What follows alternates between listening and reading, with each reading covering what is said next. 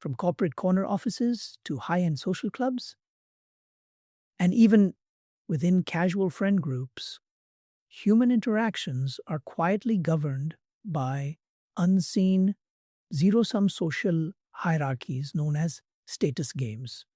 Most people spend their entire lives playing these games without ever realizing it. They strain their finances to buy luxury symbols, engage in performative displays of virtue, drop influential names in casual conversation, and subtle flex their achievements to prove they rank above their peers. Bends. The dark psychology of status games lies in their addictive comparative nature. Status is intrinsically relative. For you to move up a rung on a social ladder, someone else must move down. This creates an environment of perpetual anxiety, hypervigilance, and subtle hostility.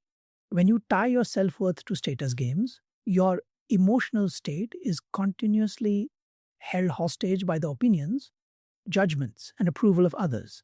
Dale Carnegie observed that the human desire to feel important is one of the deepest, most relentless cravings in human nature. Toxic communicators and status manipulators exploit this craving. They use subtle social cues, such as intentionally mispronouncing your name, delaying responses to establish dominance, offering backhanded praise, or monopolizing airtime to assert dominance and force you into a subordinate role. Understanding status games requires recognizing the three primary ways people play them. No, dominance games, asserting hierarchy through raw power, intimidation, physical presence, or economic leverage. Land virtue games, winning social points by projecting moral superiority, signaling allegiance to noble causes, or publicly calling out others' flaws. MZN success games, flaunting material wealth, titles, elite credentials, and exclusive access to trigger envy in others. The ultimate tragedy of status games is that winning them is an illusion.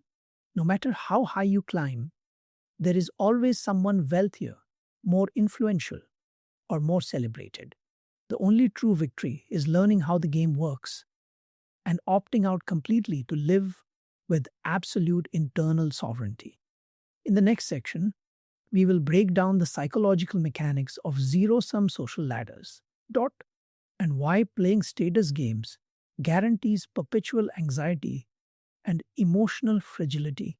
Yashin, recognizing status games as zero sum psychological traps, allows you to step off the treadmill of external validation and claim true self sovereignty. The fatal flaw embedded in every status game is its zero sum architecture. In a positive sum game, such as building a business, learning a skill, or forging a genuine friendship, value is created for everyone involved.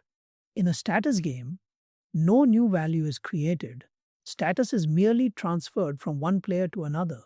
For someone to be perceived as superior, someone else must be branded as inferior.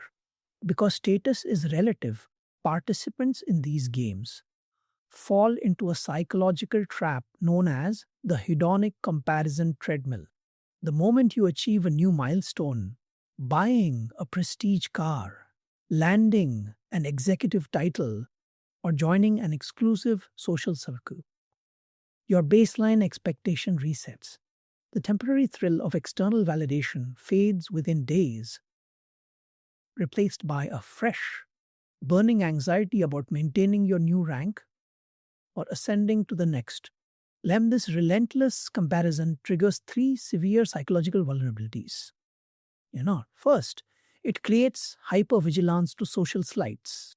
When your identity is tied to your status, every minor delay in a text response, every unreturned greeting, and every subtle interruption in a meeting feels like an existential threat to your worth. You become hypersensitive, easily offended, and emotionally fragile. Second, It fosters performative living. You stop making choices based on intrinsic joy, personal values, or authentic utility. Instead, you filter every decision through external lens. How will this look on social media? Okay. Will this title impress my high school peers? What will people think if I drive an older vehicle? You surrender your authentic identity to become a curator of illusions. Third, it incentivizes subtle social sabotage. Because status games are competitive, players secretly rejoice at the missteps of others. Schadenfreude, deriving pleasure from another's misfortune, becomes the default emotion when a peer stumbles, poisoning genuine human connection and replacing empathy with cold calculation. Dale Carnegie recognized that true magnetism and influence stem from the exact opposite of self absorbed status seeking. True authority comes from sincere, unselfish interest in others. When you stop competing for social crumbs, you liberate immense psychological energy that can be channeled into mastery, peace, and authentic human connection. Demmed in the next section, we will break down the exact mechanics of the opt out framework, daughter, and how adopting a non reactive baseline instantly disarms status manipulators.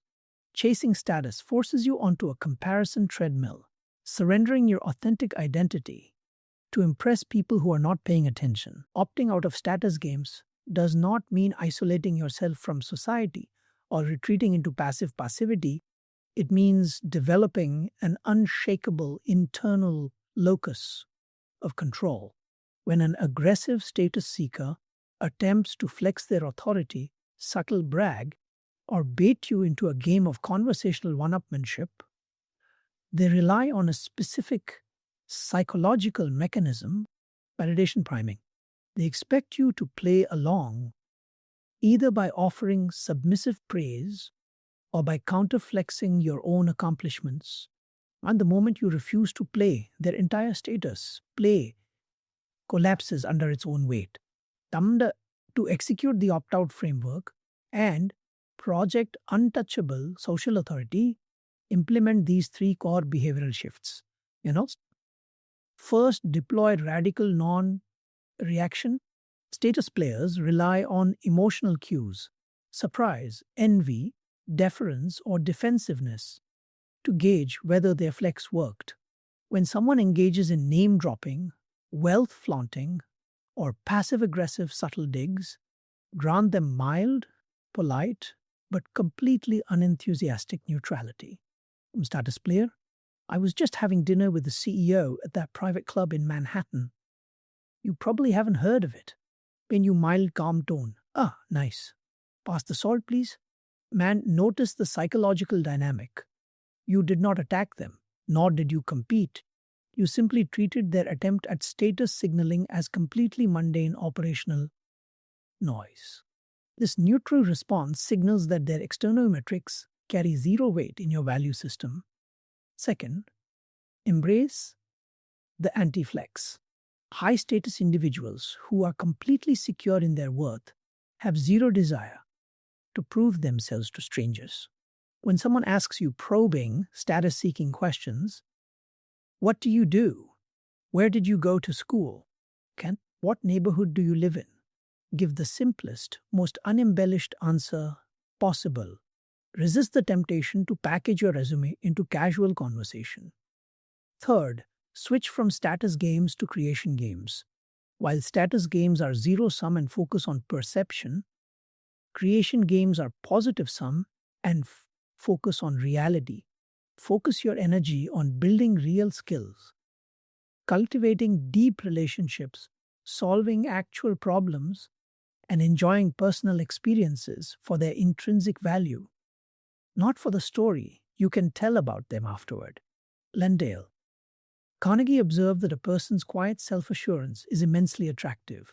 When you stop striving to prove your rank, you radiate an aura of authentic power. You become immune to social manipulation because you no longer crave the cheap currency of external approval. In the next section, We'll explore how status seeking manifests in subtle corporate dynamics and how to maintain high professional authority without getting dragged into office politics. Responding to status seeking flexes with polite, unbothered neutrality instantly disarms social manipulators and preserves your autonomy. While social status games revolve around vanity and lifestyle, corporate status games center on power, territory, and narrative control. In office environments, status dynamics are rarely explicit. Instead, they manifest as subtle political maneuvers, hogging high visibility projects, weaponizing meeting agendas, taking credit for team wins, or engaging in performative email culture, ceasing senior management to signal dominance. When employees get sucked into corporate status games, they confuse political.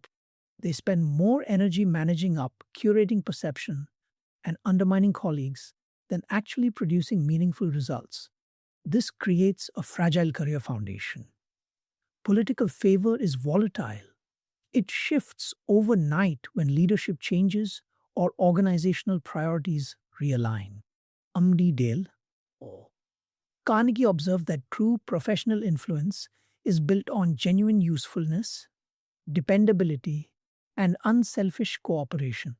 When you refuse to play dirty office politics, you position yourself as a rare, highly trusted asset, an anchor of stability in a sea of posturing.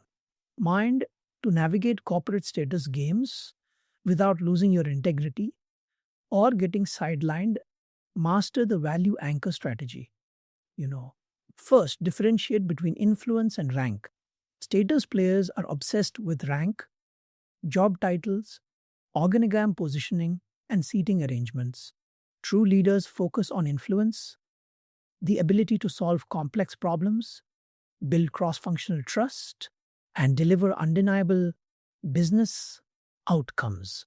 When you become indispensable through competence, rank eventually follows, but status players who rely solely on political maneuvering collapse the moment their sponsor leaves.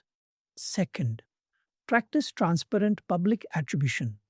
Status players hoard credit because they view recognition as a scarce resource. High authority communicators do the exact opposite.